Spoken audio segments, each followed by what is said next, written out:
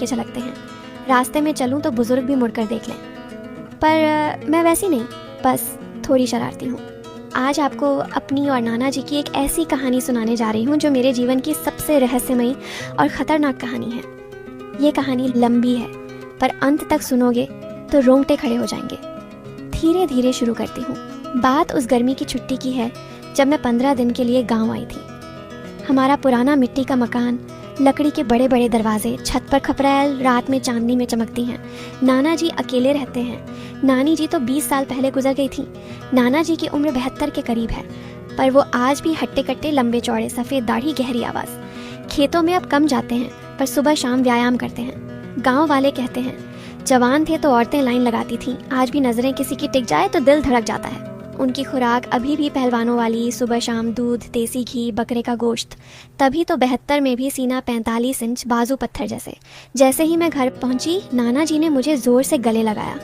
उनकी छाती पत्थर जैसी थी। गले लगाते वक्त थोड़ा ज़्यादा देर तक रोके रहे। आ गई मेरी गुड़िया। उनकी गर्म सांस मेरे कानों को छू गई। पहले दिन मैंने घर की सफाई की। शाम को नाना जी खेत से आए, पसीने से तर, शर्ट के सारे बटन खुले। बोले, सिया बेटी चाय बना दे। मैं चाय तस्ताई नहीं है। मैं चाय लेकर आई तो वो कुर्सी पर फैलकर बैठे थे। चाय का कप लिया और बोले, कितनी बड़ी हो गई है तू? अब तो लगता है कोई अप्सरा आ गई हो, शादी की उम्र भी हो गई। मैं शर्मा कर भाग गई। दूसरे दिन सुबह सुबह नाना जी बोले, चल तुझे गांव के पीछे वाला पुराना कुआं दिखाता हूँ। वहाँ का पानी जादुई है, पीने से त्वचा चमक उठती है। रास्ता घना था, जंगल जैसा। नाना जी आगे आगे, उनकी चौड़ी पीठ पर पसीना चमक रहा था। अचानक मेरा पैर फिसला, मैं गिरने लगी। नाना जी ने पलटकर मुझे कमर से पकड़ लिया, इतनी जोर से कि मेरी सांस रुक गई। संभल के बेटी, ये रास्ते खतरनाक हैं। उनका हाथ मेरी कमर पर 2 से 3 सेकंड ज्यादा रुका। कुएं पर पानी पिया, कुछ बूंदें मेरे गले पर टपकी। नाना जी की नज़र वहाँ जम गई। मैंने अनदेखा किया। शाम को छत पर हम लेटे। नाना जी पुरानी प्रेम कहानियाँ सुना रहे थे।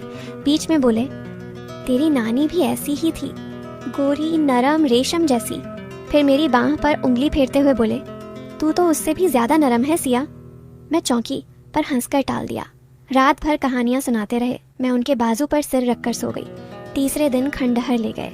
अंधेरे कमरों में टॉर्च की रोशनी, पुरानी पेंटिंग्स। एक पेंटिंग में राजा अपनी रानी को गले लगा रहा था। नाना जी बोले, देख पुराने जमाने में प्यार कितना गहरा होता था।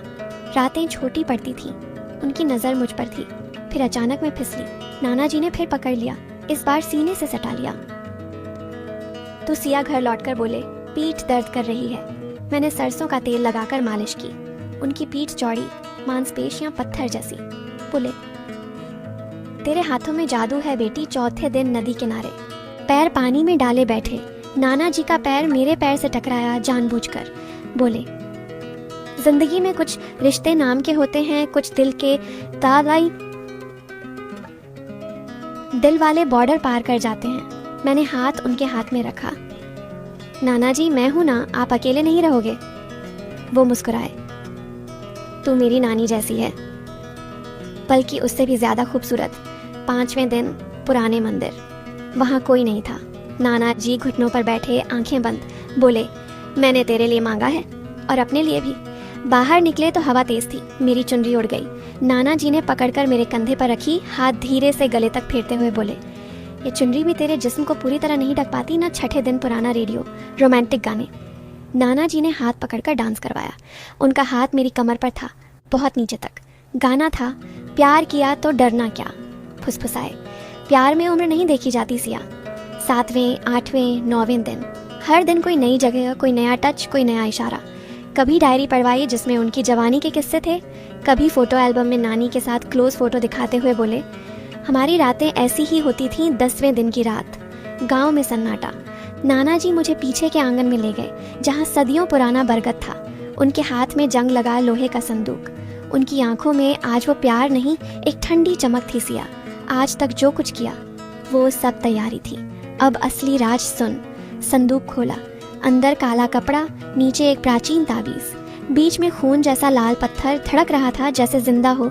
ये ताबीज हमारे खानदान का श्राप है और वरदान भी। इसे पहनने वाला बूढ़ा नहीं होता। मैंने 50 साल पहले पहना था।